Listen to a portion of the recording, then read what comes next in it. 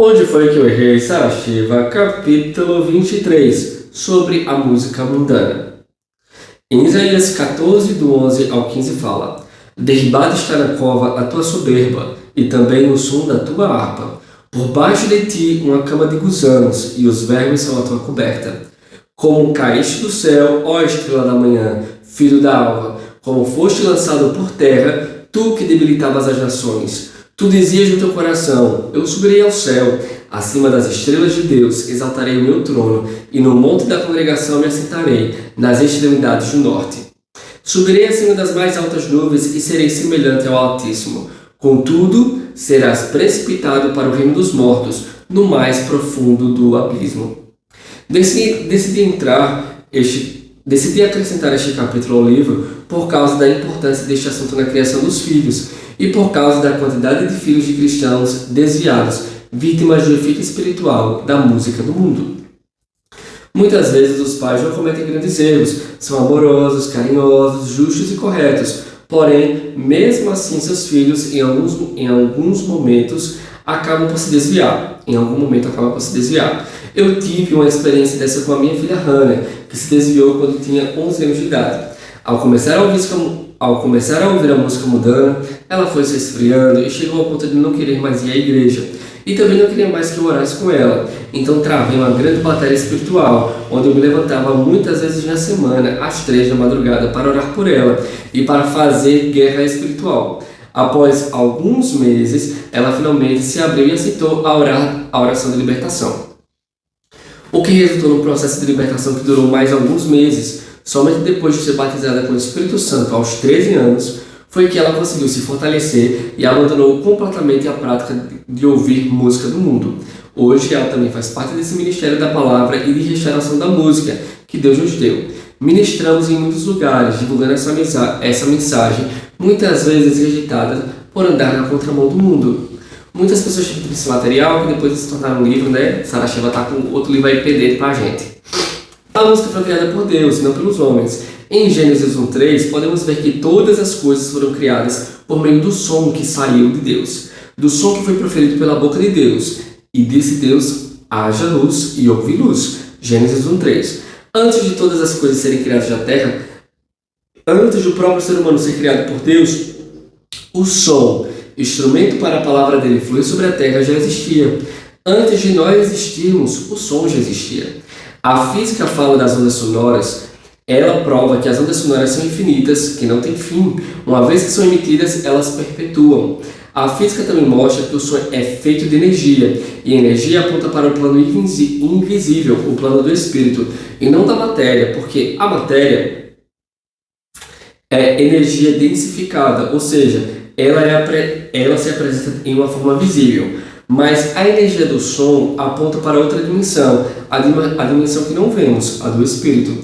Som, luz e calor são as 3 formas básicas de energia, por isso o som é tão espiritual. Entra em nós, mexe com as nossas emoções e com o nosso espírito humano, porque é energia. Há músicas que colocamos no aparelho de som em casa ou no carro e o ambiente muda, vai se enchendo de paz, vai se tornando leve e começamos a nos sentir bem. Porém, há outras músicas que, quando colocamos para tocar, a casa se enche de tristeza e traz mal-estar, depressão, brigas, além do esfriamento espiritual.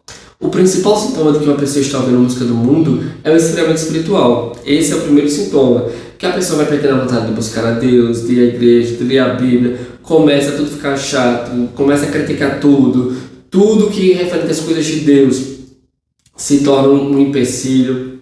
Hoje em dia, como tantos atrativos que o mundo oferece, vemos muitos filhos se afastando dos caminhos do Senhor, e alguns não estão só afastados, mas totalmente desviados. O mundo está terrível. Em todos os meios de comunicação, vemos deliberadamente informações que são prejudiciais à formação das crianças e dos adolescentes.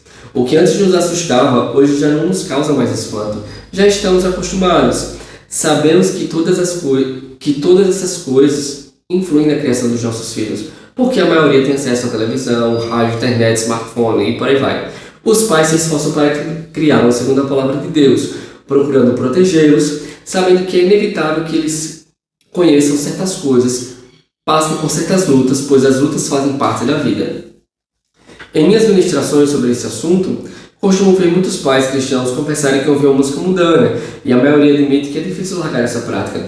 Muitas pessoas pensam que não tem nada a ver, que não tem nada demais, que são apenas músicas comuns, mas estão profundamente enganadas. A pessoa que diz que a música do mundo não ministra no seu espírito, porque ela é diferente, é, em minha opinião, a pessoa que diz a mesma coisa que ela dissesse: a prostituição não vai me fazer mal, porque eu sou diferente. Ou seja, não, essa música pode até interferir quem tem cabeça fraca, mas não, eu consigo escutar, deixar de lado e por aí, tipo, eu consigo me mexer na sujeira aí e ficar de boa.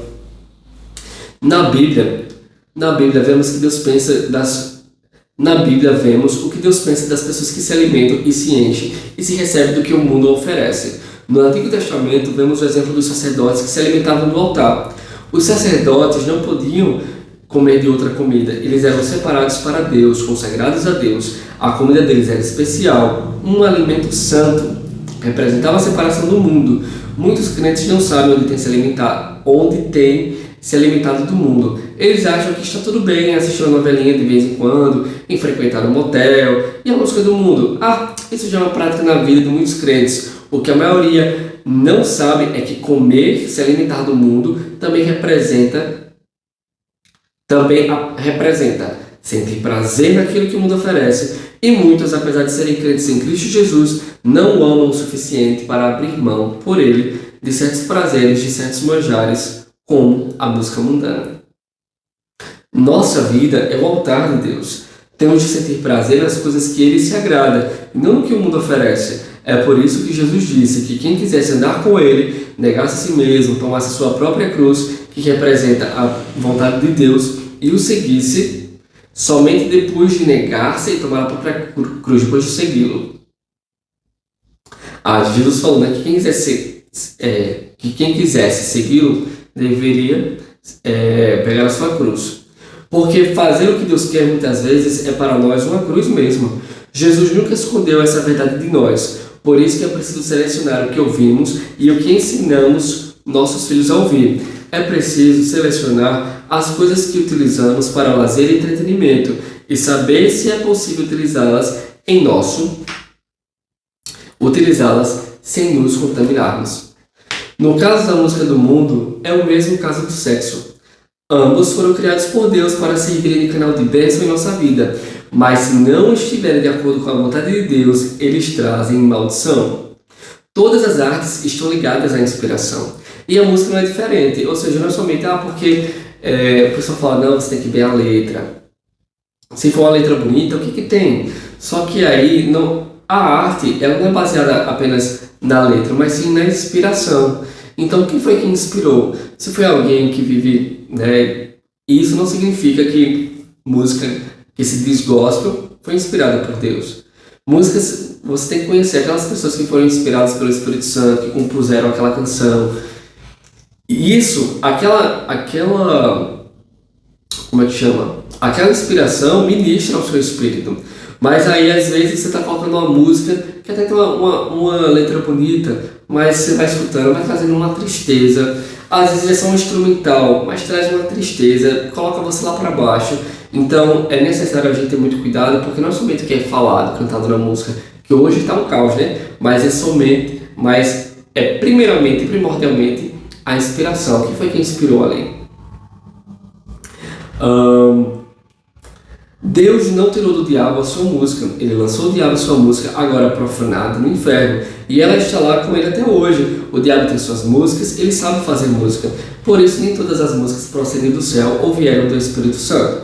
Por mais belas aos ouvidos que possam parecer, não se deixe enganar. Pois o diabo é um ex-músico do céu. Ele sabe fazer belas combinações melódicas. E ele é um mestre em disfarces e enganações.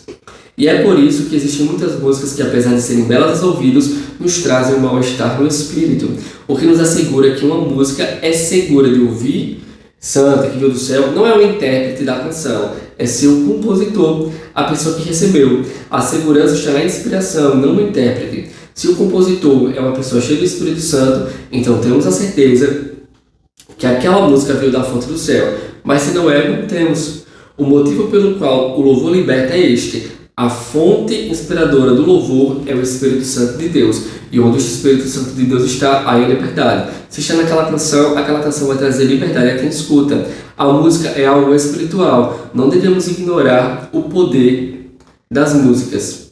Com toda certeza, num dia em que os nossos filhos eles tiverem que fazer as escolhas deles, eles vão reproduzir aquilo que eles ouviram de nós. Então, por mais que você tenha feito tudo certinho, correto, muitas vezes nós damos uma pequena brecha que a gente não sabe, que vai levando os nossos filhos para caminhos assim distantes do Senhor. Nós precisamos ensinar aos nossos filhos o que agrada a Deus, o que não agrada, o que é ser separado do mundo, do pecado e da impureza. Porque fazendo isso, eles saberão exatamente o que devem comer e o que não devem comer. E com certeza eles farão a escolha certa. E eu espero que vocês tenham gostado desse resumo. Foi um livro bem denso, bem pesado, mas não é um livro para trazer condenação. Se você já errou na criação dos seus filhos, é um momento enquanto a vida é esperança. Então, através do conhecimento que foi tido, é importante fazer o caminho de volta, do arrependimento, da humilhação, né, como já foi ensinado nos capítulos anteriores, e crer que o Senhor pode restaurar até o que não foi perdido. Eu perdi o relacionamento com os meus filhos. Talvez você nunca teve, mas o Senhor consegue restaurar até aquilo que não foi perdido. E é isso aí, e até a próxima.